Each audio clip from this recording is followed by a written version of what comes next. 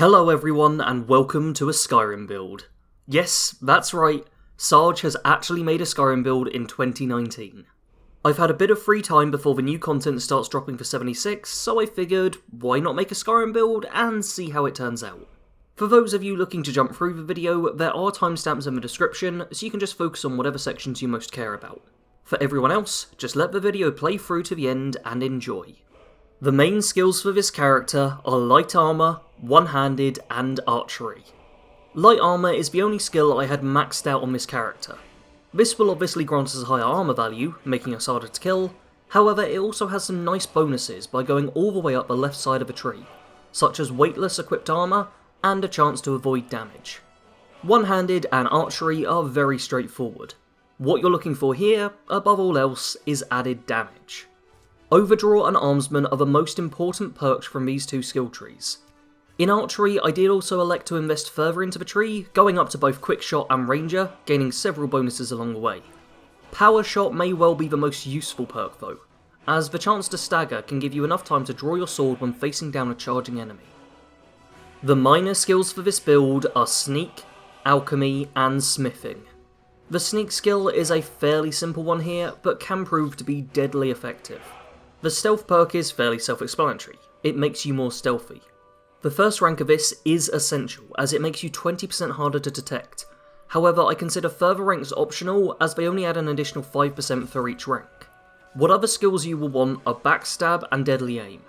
These two perks will increase the sneak attack multiplier for bows and one-handed weapons, greatly increasing the damage you inflict with sneak attacks from your weapons. For crafting skills with this build, I decided to ignore enchanting entirely, and instead focus more on alchemy and smithing. I will admit, I personally went a little over the top in alchemy, but I swear it's just something I can't help. I see an ingredient lying around and I just have to pick it up, and then I think to myself, oh, this could make a nice health potion or paralysis poison or whatever else, and then I find myself on an alchemy bench cranking out about 50 of them.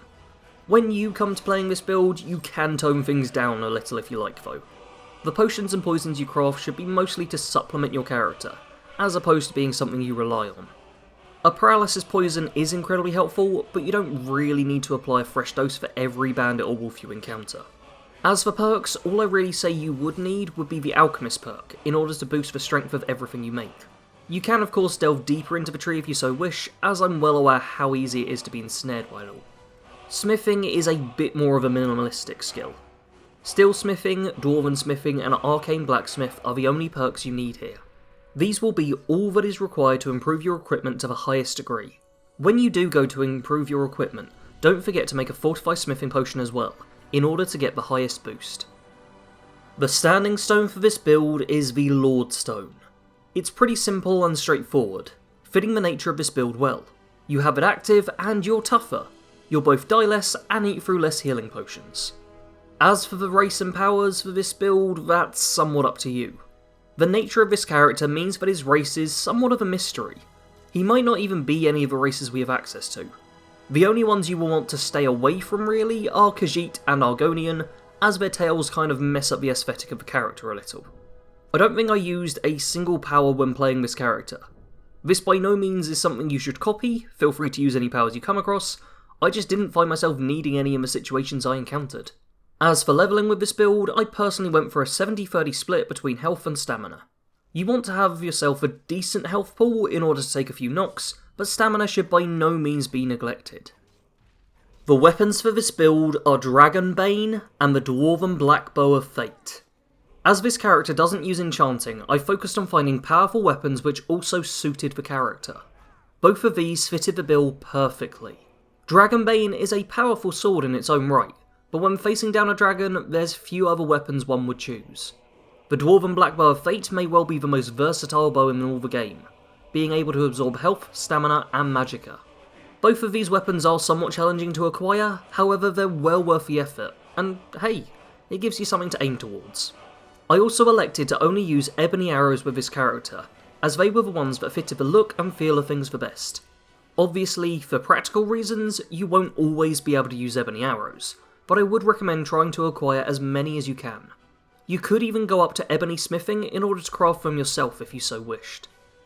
Armour for this build is a mix of Guildmasters and Nightingale. specifically Guildmaster's armour and boots, and Nightingale gloves and hood. As you can see, this gives an incredible look to the character, possibly my favourite from any build I've ever made. The effects on these are of varying help to the character. The Nightingale gloves are probably the most helpful, granting a boost to both lockpicking and one-handed damage. The armour piece you have also grants 50 extra carry capacity, and the boots give a 35% boost to pickpocket, something you rarely want to screw up. The hood is sadly the least useful, reducing the cost of illusion spells. I built this character as a non-magic user, so this is somewhat wasted, but I'll take it in exchange for how great the hood looks. The items you have some level of choice with would be the ring and necklace. There's nothing specific I'm recommending here, as you'll simply be wanting to keep an eye out for any enchanted jewellery that helps an aspect of the character. As for factions with this build, you will have to go through the main quest and complete the full extent of the Thieves Guild in order to acquire all the equipment you need. Additionally, I would recommend you dabble in every faction you possibly can. The Traveller isn't someone who often gets invested in the cause of others, so will primarily be looking to advance himself in some way. This doesn't mean he won't give things a chance though, and he will likely join every faction he can at the most basic level. He just might not elect to further their goals in any meaningful way, if he doesn't see personal merit in doing so. Followers function in a similar way to factions. The Traveller isn't concerned with having a life form follow in his footsteps, however he won't turn down help if it's offered to him. Treat followers as temporary companions. Keep them with you for a quest or two, but don't grow too attached. If you need the help, gather them to your cause, but otherwise you should just travel alone. This character is a bit of a hybrid. It works as both a stealth archer and a forward-facing swordsman. Being able to take both conspicuous and inconspicuous paths will grant you a great deal of versatility when playing this build. If you so wish, you can stay crouched and focused on silently taking down every enemy at range with your bow.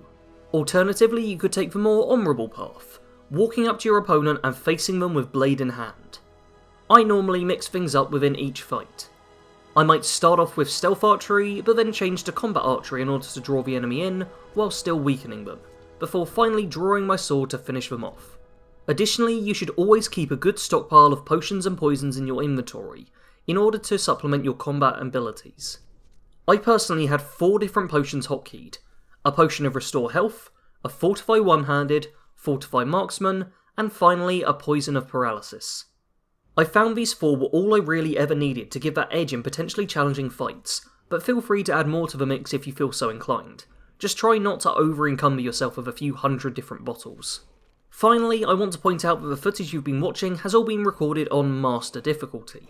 As you can see, the character never really struggles all that much. However, Legendary difficulty would make things more interesting, without also making every fight feel like a nightmare.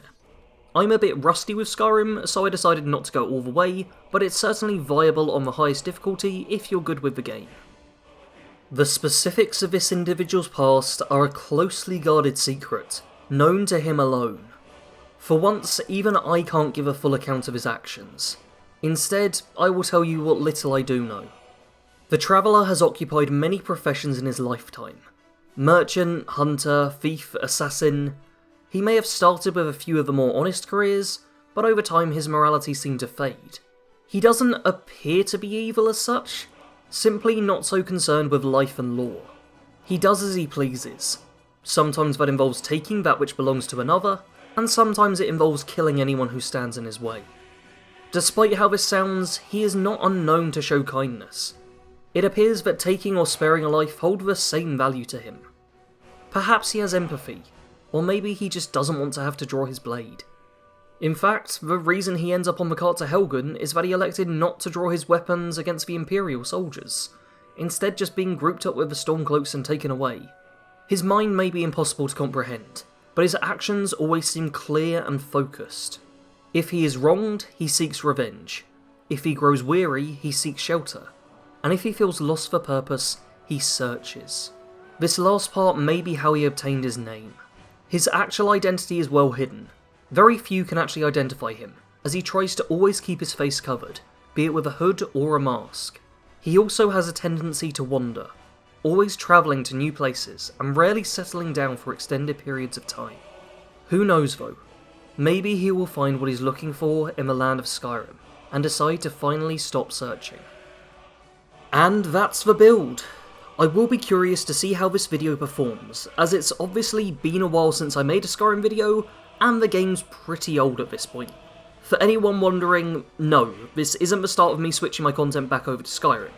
More than anything, it's an experiment to see how the whole process feels to me, and how worthwhile making these videos would be. If the video does particularly well in terms of views, likes and all that, then I might think about releasing the odd Skyrim build, but if it tanks and there's only a handful of you watching, then I'll know not to worry and stick to just Fallout 76. That said, if you want to have a chance of seeing more Skyrim builds by me, then do all the YouTube stuff people ask for. Like, comment, share, etc. The better the analytics are on the video, the more likely I am to make more similar to it, so if you truly want Skyrim content to return, then show that. Probably time for me to round things up now.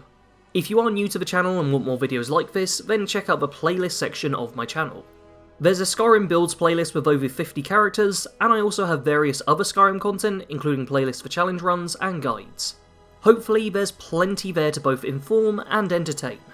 My regular content is currently Fallout based, so if you're enjoying that game, you may also want to click the notification bell so you can see all the new content I've got coming out. As always, thanks for watching. Sarge out.